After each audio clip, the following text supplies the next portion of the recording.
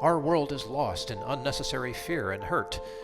Our systems seem scientifically engineered to make you small, powerless, and always waiting for the next great leader who will fix the problems around us. Worse, we're witnessing neighbor versus neighbor while warfare breaks out around our family tables. But you have access to a spirit, a strength that enlarges and empowers you. Even better, you don't need to wait for the next big movement. You can heal the world. It's time for governance by grace. Welcome to Gracearchy with Jim Babka.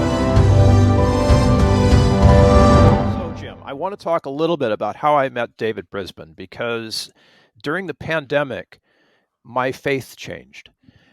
It didn't really I didn't have it before and then I had it after. It just changed. The nature of what I believe changed.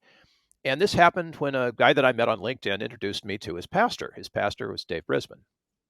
And I started to follow Dave and listen to what he's got to say. And I heard something I hadn't heard before. And of course, since that time, I've gotten to know Dave quite a bit. He is in many ways one of the valued spiritual guides in my life. It's really odd that here I am, in this point in my life, and I'd be saying that about Christianity. And I've been a Christian all my life. I grew up in a very strange way in Christianity and sort of left it behind in my 30s. And reconnecting with the teachings of Jesus has just been an awe-inspiring thing for me. I don't want to say too much more and steal the thunder here, but that's how it happened. And I am fascinated that all of us have connected with Dave in this way because he's got so much insight into what I'll call the Hebrew Jesus. But we'll let Dave take it away. Well, it's we should bring Dave in, and because Dave, welcome aboard. Yeah, I just met Dave once. I mean, we've had a chance to talk once on the phone and once at a breakfast that you arranged, Bill, and the conversation came very natural, but it came in for me a very surprising way. We were both speaking about largely the same things, but in completely different language and coming from a completely different angle on it. That was my experience too. But it was really cool because where we ended up, it's we kind of understood the other person's. You can nod if you agree, Dave. We kind of understood where the other guy was coming from, right? Oh, okay, that's a different way of saying this. And we had a lot of those kind of moments together, which was really kind of cool. It was a very unique conversation, a very special breakfast. Dave, I want to start off. Let's let the audience get to know you just a wee bit better. Tell us who is Dave Brisbin and how do you get to be where you're on this show today? What's your journey? Oh, well, I got to be on this journey by being kind of kicked off the horse, I suppose. Growing up Catholic, I did all the things that you're supposed to do as a Catholic. And actually, in 12 years of Catholic high school, I so identified with some of the monks who taught me during that time that I joined the order that they were a part of. Found out really quickly that vocation was not mine. And so left the order and started just working through my 20s, primarily looking for a music career. Got married late in my 20s and was divorced in my early 30s. And that started the whole ball of wax. To be a divorced man, still identifying as a Catholic, was really traumatic for me. I never expected myself to be in that position. And so it started a quest for some kind of meaning and purpose. The depression that set in when my daughter was shuttling back and forth between mom and dad and the things that happened during divorces just put me on a quest for meaning and purpose, a reason to keep breathing, really. And I figured Christianity, been there, done that. So I was looking everywhere else and eventually got led back into Christianity, but in an altered setting, in an evangelical setting. And it was there that I needed to come to terms with Jesus. Because even in this setting, there were practices and doctrine and theology that I just couldn't parse. I couldn't square it. And I had to figure out, am I really a Christian? Am I really a follower of Jesus? Already in leadership in that church, both in music leadership and also in pastoral training, I figured the place to look would be at the origin of things, to look at the origins of Christianity, because probably truth would be the most accessible at that point. And so I began a study of Christian origins as my focus in the pastoral training. And I found that there were Hebrew and Aramaic roots to Christianity, which I'd never heard about before. And that led me to a study of the context of the original languages. And it was there that I met a Jesus that I am convinced I can follow for the rest of my life. Dave, that's so crazy to me. Can I just drop in on you for a second? Of course. We like to think that we know Jesus, but you're talking about what sounds like a different person entirely. Well, here's the interesting thing. I had to become entirely ready to leave Jesus in order to become ready to see him again for the first time. And that was the craziest experience. Until I was ready to actually leave Christianity and leave Jesus as a follower of Jesus, I was not prepared to be able, I guess, to have the palate cleansed, if I can use that sort of terminology, to be able to see and accept who Jesus was becoming through the study that I was doing. And yes, it was completely altered, and it was worldview altering for me as well. We're keenly interested in worldview here, and we're keenly interested in it because we typically are talking about social issues here. We're talking about how we can interact with one another here. And it's become increasingly evident to me in recent days that that not only is our society disintegrated, but we as people frequently are disintegrated. We're dealing with various traumas and stuff that tends to break us apart and so forth. And that there is an opportunity here in the person of Jesus to bring about a healing for an individual, to bring about a healing for a society. And that normally when people hear something like that, they now expect that what we're going to do is we're going to put on blue suits, white shirt, and red ties. We're going to salute the flag, and we're going to get everybody to the political rally. And we're going to claim the country back for Jesus with flag in hand and bombers flying overhead. God bless America. It's going to be great. Or I'm cracking up over here, man.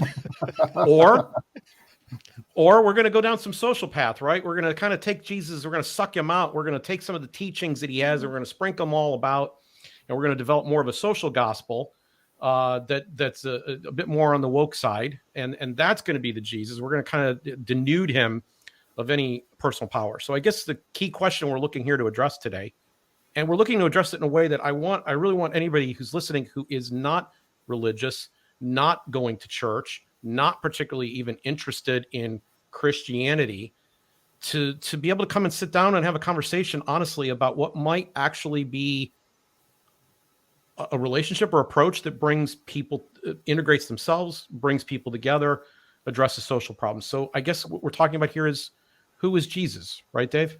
Mm-hmm. Yes. And what we're going to find out is we look at a Hebrew and an Aramaic Jesus, what we're going to find out is that we need to take a journey ourselves as modern Westerners before we can ever sit at the feet of a Jesus who is an Eastern man. Yeah, the Middle East is East in terms of its outlook and its worldview and its character, much more than West. And so we are going to need to take the journey to be able to apprehend what's going on. The difference between East and West is profound. The difference between Hebrew and Greek thought is profound. So we have Jesus here, an Eastern man with Eastern values, speaking an Eastern language to an Eastern audience. And we're basically reading their mail, if you will. We're reading these accounts and these stories and these teachings, but we're reading them through a Western point of view, which is legal and which is logical and rational and a completely different way than the Hebrews processed information and saw their relationship with God. They saw their relationship with God primarily as experiential. We see it as primarily intellectual. And so there's a vast difference between the way we go about this. Jesus has often been portrayed as a social warrior, as a social revolutionary. Mm-hmm. And Jesus has profound things to say about society and about politics, but it's never from the top down. It's never from the policy standpoint. My reading of Jesus is that he was intensely micro. He was working on individual heart lights, getting people turned on from the inside out so that they could be the catalyst for a change within the community. But it came from the inside out. And so whenever the mantle of power was trying to be placed on Jesus' shoulders, he would shrug it off because that was not his mission. That was not the way he went about it. I've more and more find it disheartening. You know, the 10 Commandments say that, you know, not to use God's name in vain. And there has been an attempt, a repeated attempt, and I just was watching a video this morning where there's a new nationalism that's creeping up again. And in the discussion of that nationalism, they're actually invoking Jesus as in a warrior sense, carrying crucifixes and pointing them at people and equating, bringing Donald Trump into this. And I don't want this to get to partisan in the least, but it's very, very interesting that if you're following Jesus, the message is anti-coercive, right? It does start there in a relational state with us as persons. It is, as you put it, micro. Absolutely. Absolutely. And Jesus is saying that the greatest thing that we are going to get from following his way of living life is the truth that will make us free. We have to be absolutely free. And the freedom, though, is the understanding that unless we're free, we cannot choose love in any way that love is really love. If love is coerced in any way, if it's subject to the needs of the group even, and the group think, then it's no longer love. We need to be free, even within the groups in which we find ourselves living and participating. And so to equate Jesus' message with anything political is to lose the sense of the meaning of it all. And so this marrying of politics and religion is completely antithetical to the way Jesus would teach, although it will be played out, of course, lived out in the political and in the group. But the message itself is interior. Jesus was a contemplative and a mystic once you start to understand him from this point of view. And that changes the whole method and the madness of how he is trying to get people to find their way back to the Father. And this can be understood completely outside of any religious context, but it can't be understood outside a community. And there's a difference between those two. So community is political, though, right? I'm sorry? Community is political, right?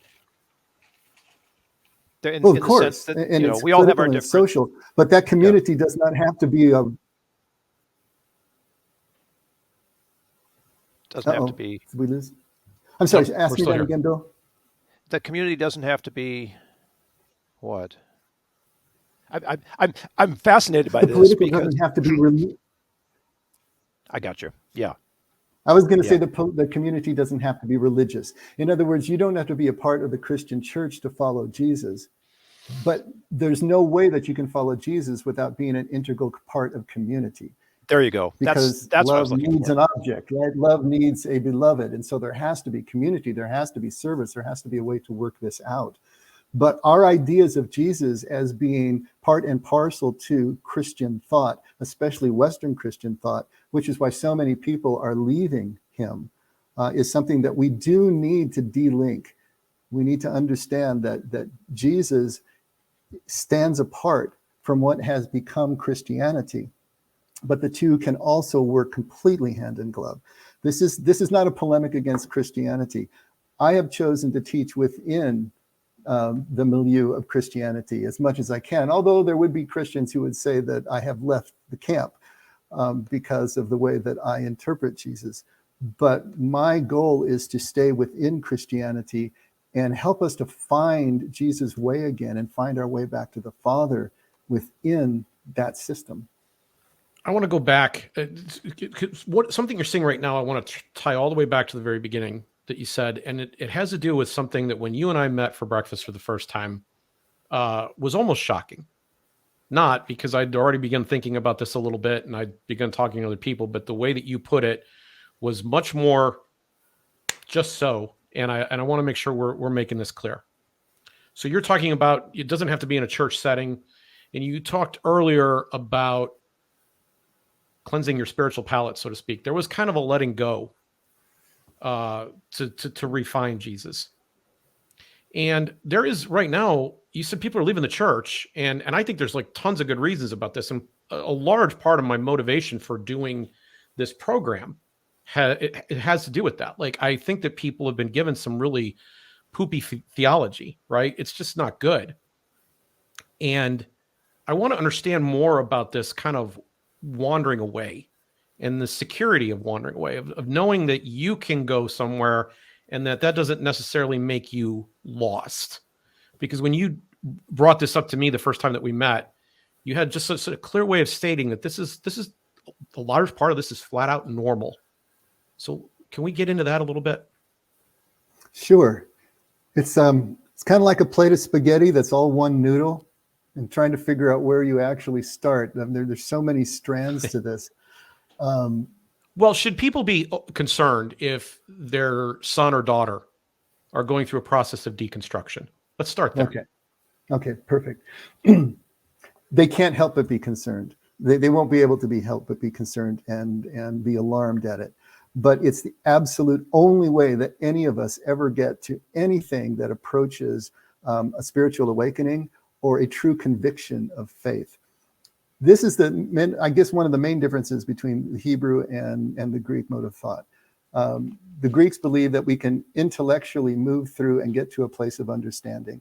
And it's all about logic. It's all about the law of non-contradiction. We go in a neat line from premise to conclusion, with only one thing being true at a time. And if we can get to that one truth, then we're going to be okay. And that is who we are heir to. We are we're the receivers of both Roman law and Greek philosophy, which is what modern Christianity is more based on than the original Hebrew teachings.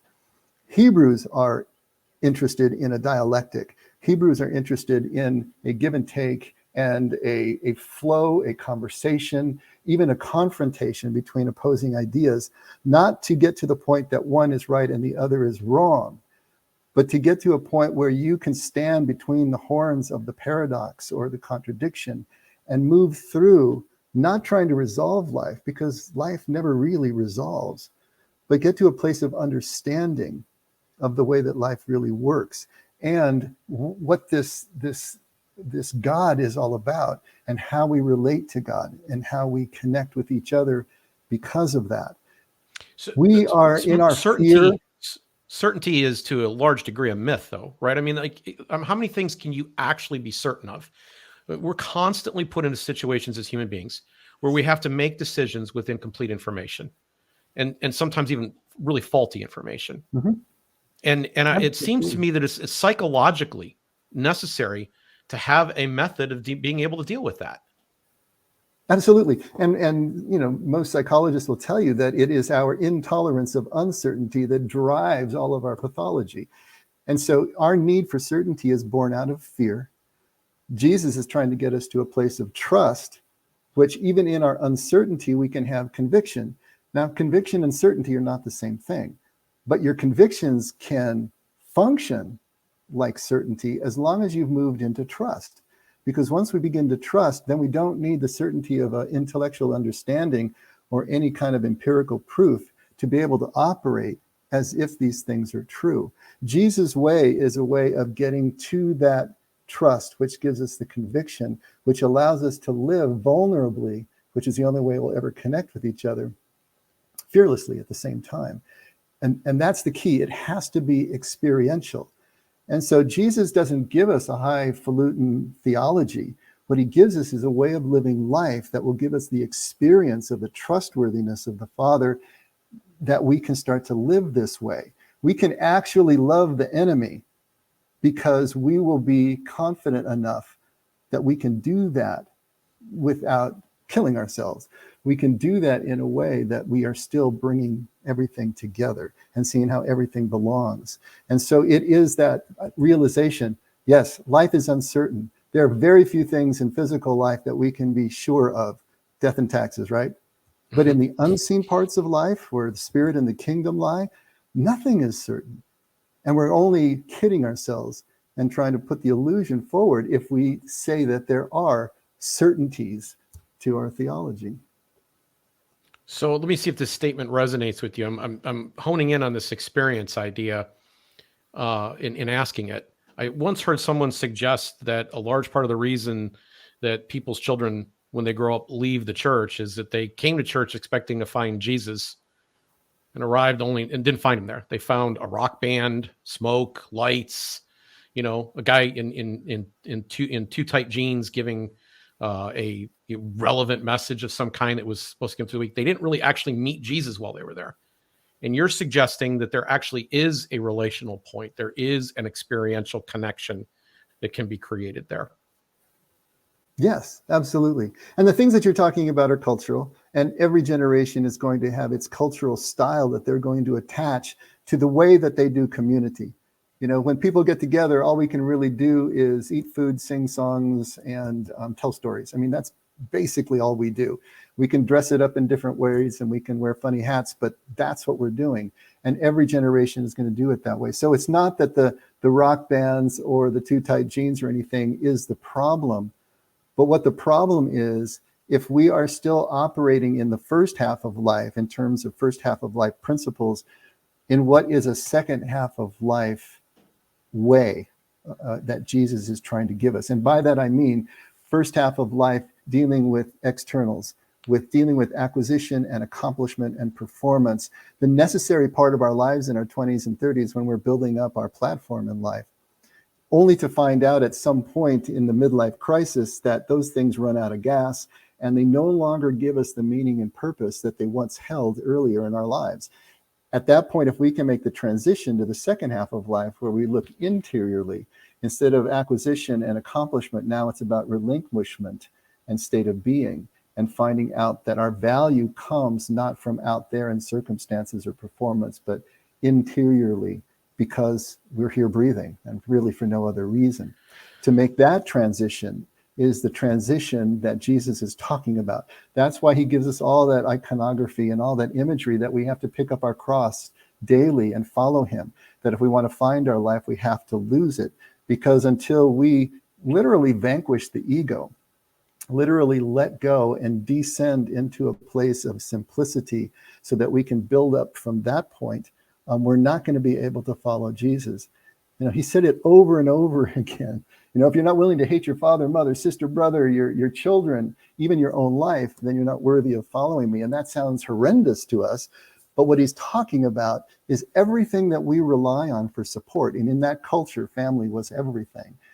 If we're not willing to let go of all of that and actually get down to ground zero and see what is left, what's at the bottom of the dog pile, you know, what is truth is left when we're ready to sell everything, like the young man who asked him for eternal life, sell it all, then we're not going to be able to move on. That's the message that's not coming through. Whether you do it with smoke machines and rock bands or whether you do it in a contemplative atmosphere, that message is the one that needs to come through. And of course, ultimately, this is about a contemplative way. We do need silence and solitude and stillness and simplicity in order to let go, to quiet ourselves. But the culture, if it's advancing that, then it's good. If it's not, then it's in the way and it's a distraction. Okay, but you know, back to my point, this everybody sitting in rows listening to one dude speak, regardless of what he's wearing, funny hats or tight jeans. You know, the kind of, you know, relevant rock show that's not quite as good as the one you would get if you paid for an actual concert. All of these things, I mean, they may be nice, and you're right, there's the limit to how many different ways you can put this together, but they are Greco-Roman kind of in their nature. They're very much, especially the Greco part, I mean, they're very much about learning and knowledge, and the experience that you get isn't an actual experience of relationship, it's an experience of entertainment. And so I would push back a little bit and suggest that it's almost impossible not only to get to the contemplative part, but the relational part. So, you know, we get together, you, me, and Bill get together and we sit down, we have breakfast together, right? And the scripture says 2 or 3 are gathered together. You know, that's where I'm at. I mean, that's church, if you ask me, right? That's 3 people sitting down and beginning to have a conversation together. And I got a lot out of that time that we sat together. I would argue more. I learned about you as a human being, right? There was connection there. Kind of the things that we do in these settings almost seem like they're designed to avoid the stickiness, the messiness of relationship. We're going to go very clean. We're going to have the following stuff. We know we can expect and count on it to be that way.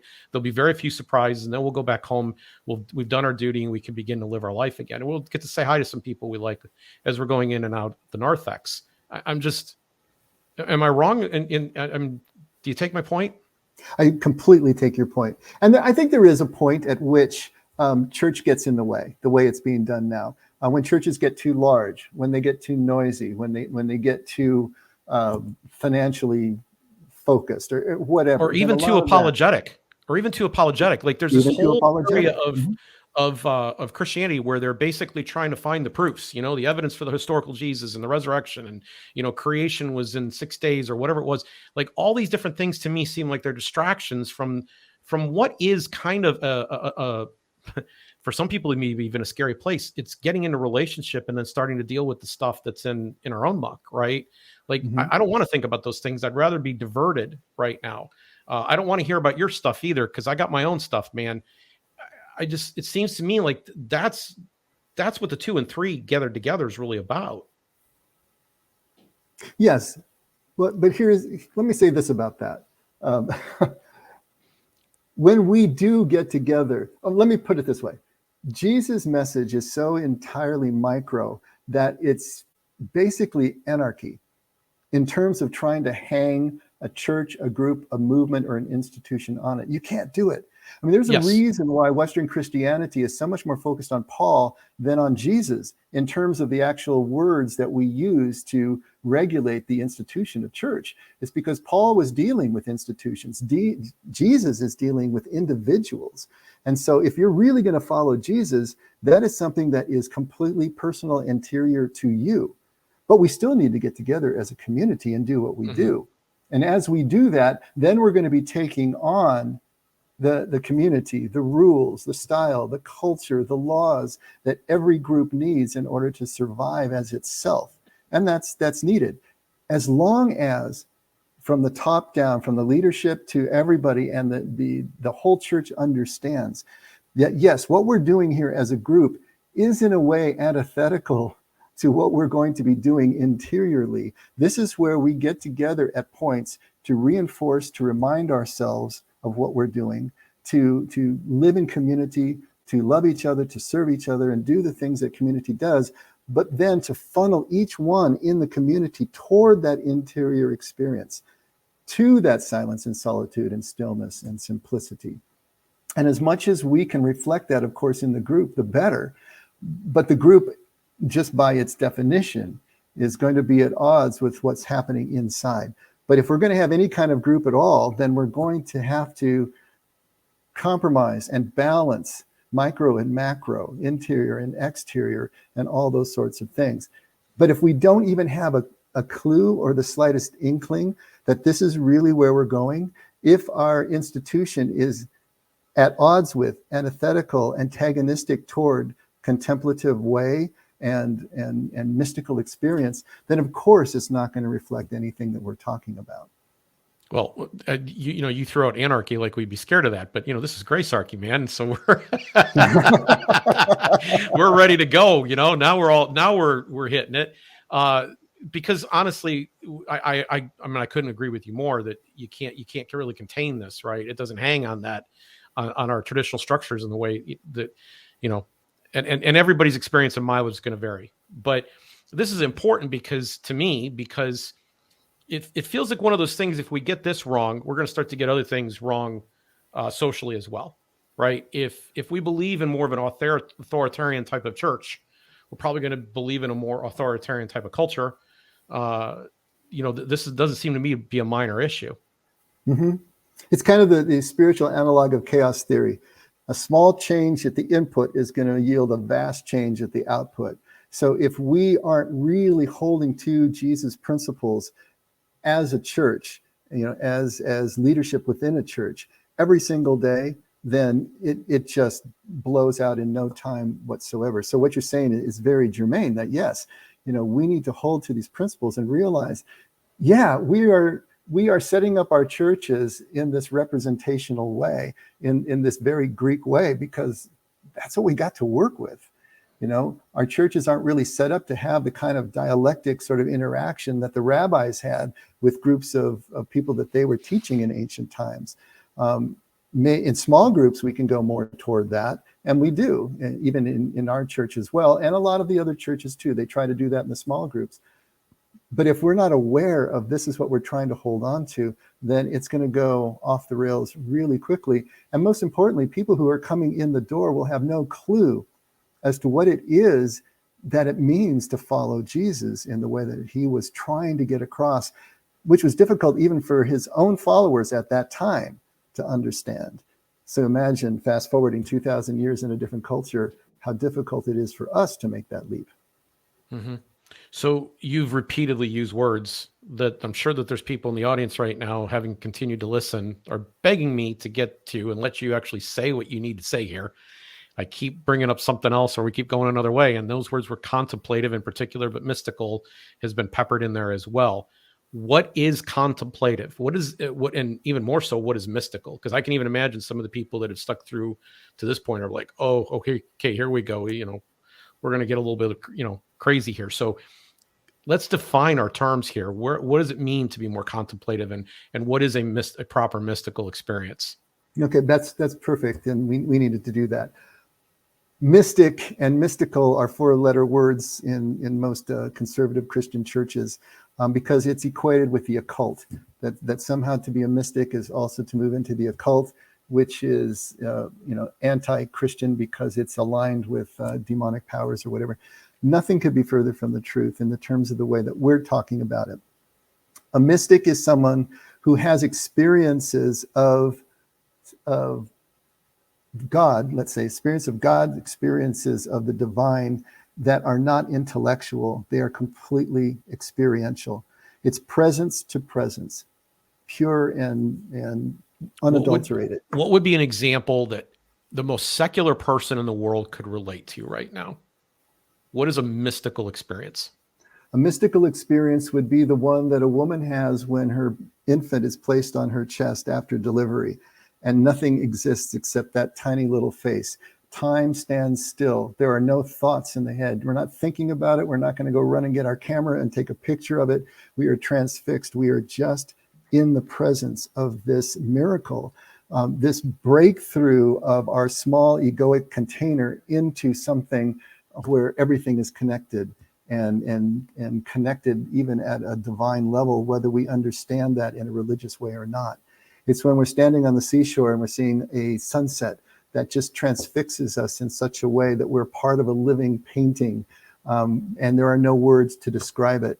And the moment we do run for our camera to take a picture, we have left that experience. It's just presence to presence with nothing in between. We've all experienced this. Sports people experience it in the flow of the game. Artists experience it in the flow of what they're doing. Musicians experience it. When we're at worship at church, we can experience it, where all thought just goes away and we are larger than ourselves. We are connected to everyone else. That is a mystical experience. And that's all we're really talking about here. Jesus had mystical experiences all the time. That's the way he prayed. He would always go out to a lonely place in silence and solitude and stay for days sometimes in a type of prayer that was presence to presence. He coaches us when he gives us the Lord's Prayer to go off into our own corner, both interiorly and exteriorly, into a place where we can commune with God, but really without words. He says the Father already knows what you need before you ask. Don't use lots of words. Just be present. That's a mystical experience.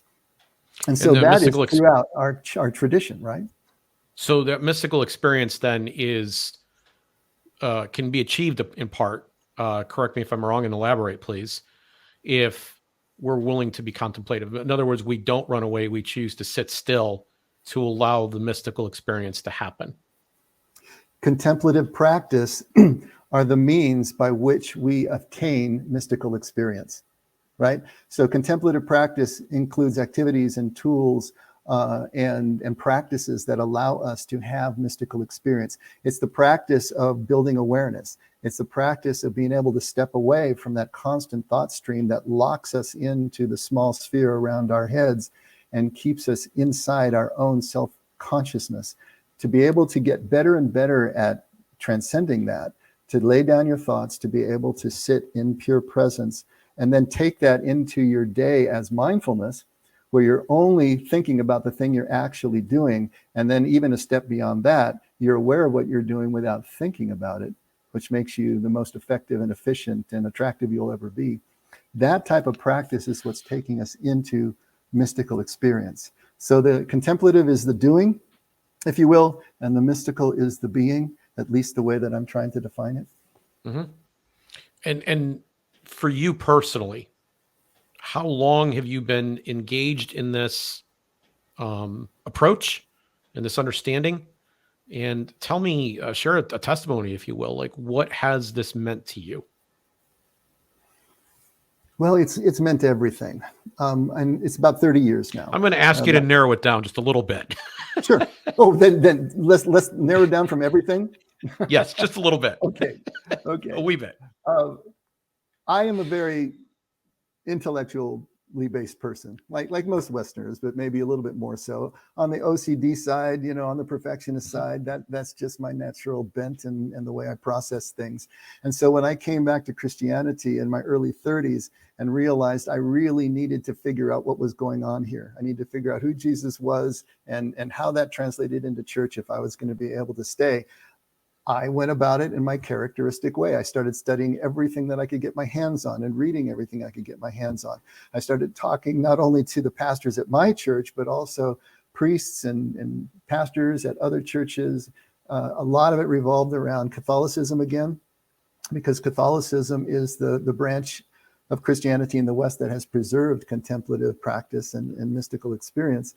But until I was introduced to the contemplatives, and Thomas Merton, of course, was the kind of shining star, especially at the beginning.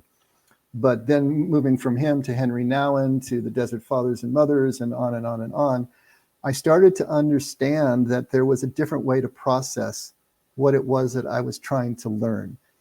And not just through the intellect, but through experience. And then when I actually started practicing centering prayer and contemplative activities myself, that's when I finally started to understand what it was these mystics and contemplatives were saying. Because really, we're trying to express the inexpressible. This mystical experience is what happens in real time. It's like music. It exists for as long as the notes are ringing in the air, and then it's gone. And then if you try to take a snapshot of it, or you try to think about it, your words have taken a snapshot of it. It's changed it already.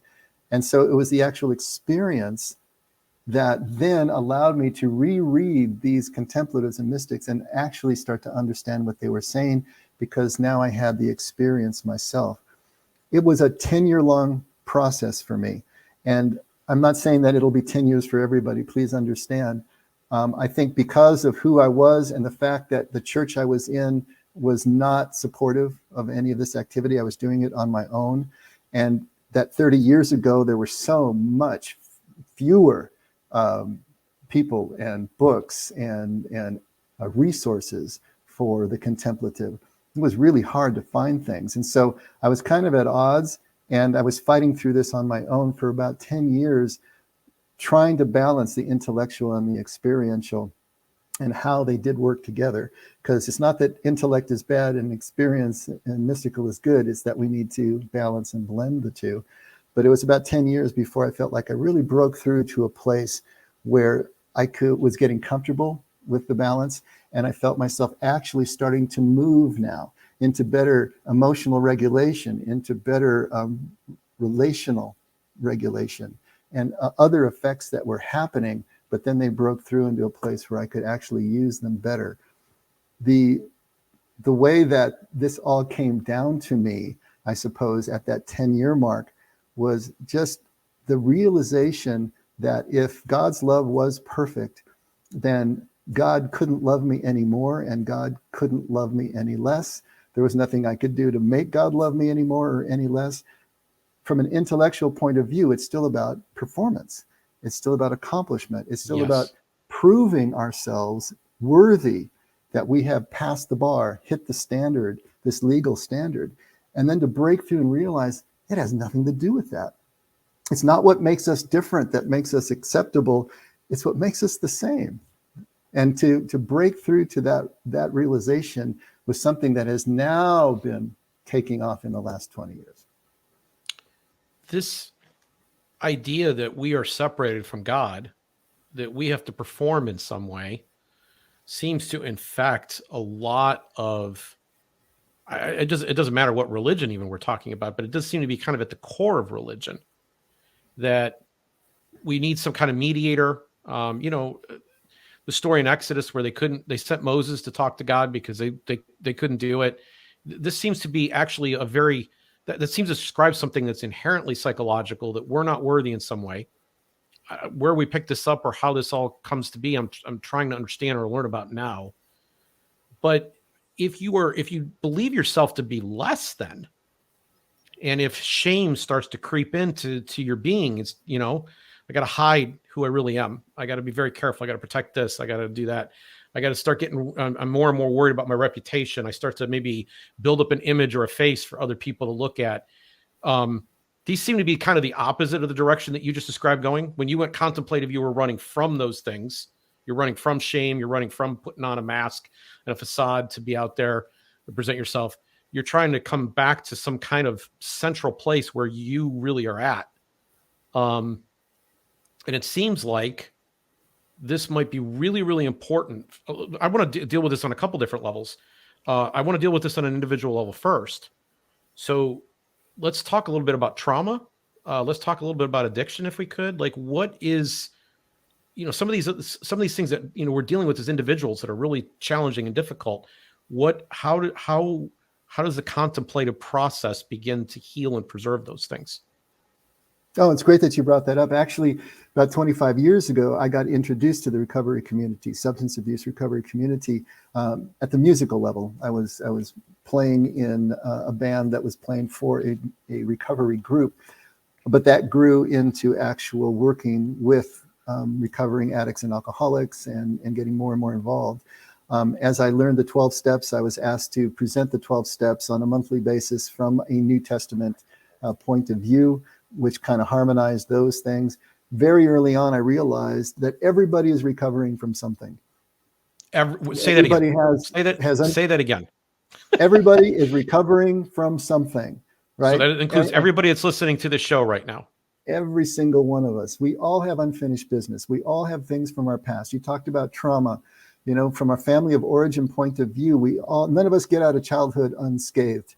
And some of us, are so traumatized in childhood that we got knots tied in our cord that it's going to take us the rest of our lives, and maybe we'll never really get them untangled, but we can do a lot better. And we can get a lot of those knots out, but we have to get down into the unconscious where they actually reside. These core beliefs that we come out of childhood believing about ourselves, about the way the world works, about our relationship with others. Is it basically predatory out there, or is it basically friendly out there? Well, we'll be colored a lot by the way that we were raised, and those things carry through with us. The way that we had to survive our childhood doesn't go away just because we leave our home of origin and the circumstances change. Those motor along, and the unconscious is what's really driving the bus. And then you fast forward, and then how are we dealing with these thought and behavior patterns that we don't even know where they're coming from? And they're really driving us in these areas, and we will need to deal with them in one way or another. Substance abuse is really clear. We're anesthetizing ourselves. We're medicating the problems that we can't face. The other ones are more sneaky. We call those process addictions. And so that would be gambling and oversexing and overbuying and overworking and all the other things that we do. But basically, they're fulfilling the same function, which is to keep us so distracted that we don't have to deal with the cause and the core issues that are driving us, and the unhappiness and the stress, the anxiety, the depression that is following us along. And so, yes, doing in these process situations, doing it because we don't necessarily know what else to do, right? Right. There is a degree to which maybe we need a guide to help us find home. And the process addictions are sneakier because often those will give us social acceptability and reward. When you overwork, you get rewarded for it. And so those can hang on for decades, much longer. Actually, addicts and alcoholics have an advantage over us because their drug of choice is so destructive that it's going to take them to the precipice a lot sooner, usually, than those of us who are doing process addictions. But we need to deal with the core issue. But we have to get to the point that it's painful enough that we realize we can no longer continue in the way that we have been continuing. Now, let's please stay in this level for just a moment. Sure. I would like to understand, and again, to the most secular mind you can speak to here, what's special about Jesus in this contemplative process? Why is the contemplative relationship there? What makes it different and unique? Well, I don't know that it makes it unique. It makes it different because it's all inclusive. It's all under one roof. Therapy is going to deal with it in the way that it deals with it. And then, religion is going to deal with it the way it deals with it. What Jesus is doing is bringing everything together. It's a process of living life that will take us through the necessary steps. What you find out when you're working with people in early recovery is that you cannot be overly cognitive. You can't be abstract, and you can't be theoretical. You can't give them overarching terms. I'm sorry? Why is that? Because they're in such a place of distress that they're not going to be able to process that. They're not at a place of stability enough that they can deal with overarching issues that are presented in that way. What they need is a concrete step that they can take, and then the one after that, and the one after that. I mean, you've heard about, you're going to be sober for a day, and it's a day at a time. Really, it's a moment at a time when it comes right down to it. And we need to know what we're going to do this moment right now, and the moment after that, that will keep us on the track that we have set our feet on. And that's exactly what Jesus does. He gives us the step and the step after that, concrete steps that we can take that will take us where we want to go, and we'll understand when we get there. And then we can express it in terms of our theology and any abstract way we want to express it. But we don't start there. We start with a concrete step that takes us to an experience that can convince us of some sort of trustworthiness that will allow us to come to a conviction. And as we practice this way of life, we become more and more sure-footed as we go. But that's the only way that you're going to deal with anyone who is in early recovery or anyone who's in distress. People that come for counseling, they need a concrete step that they can take that will relieve some of the pressure so that they can take another and another one after that. And so that's the way that we're working in this way. And for everyone who's recovering from something, we all need these concrete steps that we can start to take that will give us some results. So we've dealt with this now kind of at the individual level. We've discussed the revolutionary idea that every one of us has something we're dealing with. We're all struggling in some way, and we all have things to unpack. Failure to unpack those things, and this is where I'd like to kind of land our time together. Failure to unpack those things has social implications. It impacts our family, impacts our communities, impacts our country, impacts our world, right? So there is a need to have this kind of dialogue begin. There is a need maybe to deal with stuff. And I typically am speaking to an audience, Dave, that is looking for solutions to social problems that don't involve government force being applied to it, right? We're going to impose our will on people and make everybody do the same thing. So let's take just these final moments to talk about maybe the Jesus program. Like, what is it? How can we begin to tie our communities together first by tying together the self? I believe that Jesus would say that the kingdom comes from within. He said, you'll never find it out there by observation. Look, here it is, or there it is. It's within, it's among, it's in the midst of. That's where we need to start. And he said, you seek first the kingdom and God's righteousness, and then all else is going to be added. That may sound legal, but it's not legal in terms of the way that we would parse that, from an Aramaic perspective. But the idea here is that we start from within and we start with us. Another thing that you learn in substance abuse recovery is that you cannot change anybody. You can't get them to do what's in their own best interest as you see it. The only person you can change, and it's not going to be that easy, is yourself. And so we start with ourselves. If we want our community to be better, then we need to be better at living in community. And then our touching of each person and each encounter that we have, if we really are leaving people better than we found them, is going to be making our community better as a whole. We don't need a majority of people who are healthy and able to self-regulate and are aware enough in real time that they can make choices that actually benefit everyone who's affected by their choices. We don't need a majority to change our community. It's a small tipping point. You know, it's a group that Jesus calls it the yeast that just, you know, infects the lot, that is going to change our communities from the inside out. Jesus was always working from the bottom up and not the top down. And I'm convinced that lasting change occurs in the same way, from the bottom up and not the top down. So before we are going to start to look at policy, before we're going to start to look at systemic change from the top down, if we haven't fought the internal revolution before we try to fight the external revolution, then we're really going to be creating more problems than we solve. And so starting there, so that we have people who are leaders in our communities, local, state, national, who have this ability to be fully present and to stand above the needs, their individual needs, and be able to see and be aware of the needs of the group, is the way that any change is going to get taken place. That is something that we want to see in our lives and in our communities. Thank you, Dave. Bill, I'm marveling here because, you know, again, this is not how I would have put even exactly the way he wrapped up. I wouldn't have said it like that at all. And yet I understand, like, everything we've been trying to accomplish here on the show rhymes with what you just heard, right? The idea that the change is you. This idea that the best way that I can make a change is to change myself, and the second best way I can make change is to show grace to others. And that's, you know, at the end of the day, what it's all about. And if we don't, then we get the curse of the policymakers who come in and impose on us things that violate our happiness, harmony, and prosperity, and expand dysfunction, and fail to get down and address the root issues that we've been talking about today. So even if, Bill, you know, I send this out to the Zero Aggression list, and the Zero Aggression Project's a sponsor of this show, and we got a lot of secular, even atheist people on that list. And, you know, sitting through this whole episode, you know, you kind of like, even as I'm sitting here, I'm thinking of them the whole time. How's this landing and resonating with them? Well, you know, I want you to understand that everything that Dave's suggesting here didn't pick your pocket or break your leg.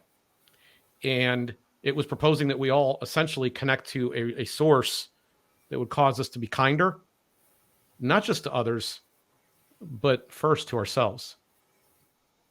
Absolutely. Thanks so much for having me, Jim. And I can imagine that maybe people watching this first podcast are saying, you know, we kind of talked around the edges of this, but we never really got down to specifics. And maybe that's something that would be good to talk about in terms of breaking this down. How does a person actually engage a way like this? Because the anarchy of grace, I love your name, by the way, the anarchy of grace is the scandal of grace, that this is a love that has no degree. You know, it is showered on everyone equally, and that is so unfair. And so how do we come to terms with that unfairness in a way that it starts to illuminate us in a way that we can really love as Jesus loved, connect as Jesus connected, have the kind of communities we want to have? And that's something that I suppose we need to talk about, some absolute concrete next steps. Yes, I'm fairly certain, not positive, that the notion of the scandal of grace is a phrase coined by Philip Yancey in a book called What's So Amazing About Grace back at the beginning of the century.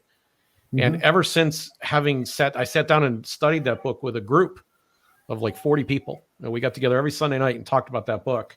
And it's been, that idea has been with me kind of the splinter in my mind, I guess, for 2 decades, that when the chips are down, that's the hard thing to do, right? I mean, most people want to resort to judgment. They want to castigate and put somebody in a spot. They want them to experience shame. That's what they want. And we're aware that that's pervasive around us, and we absorb that, and we become aware that we should feel some sense of shame. Like, we got to avoid everything, that we do everything we can to avoid being put in a sense of shame. And we start to lose touch with the source in the process of all that. So I appreciate this. I really do. We'll do more. We'll get into more. I think we needed to lay some groundwork here today, and not just you and me continue to get to know each other, but the audience getting to know you as well as Bill has gotten to know you. So thank you, Dave. Absolutely. Oh my gosh.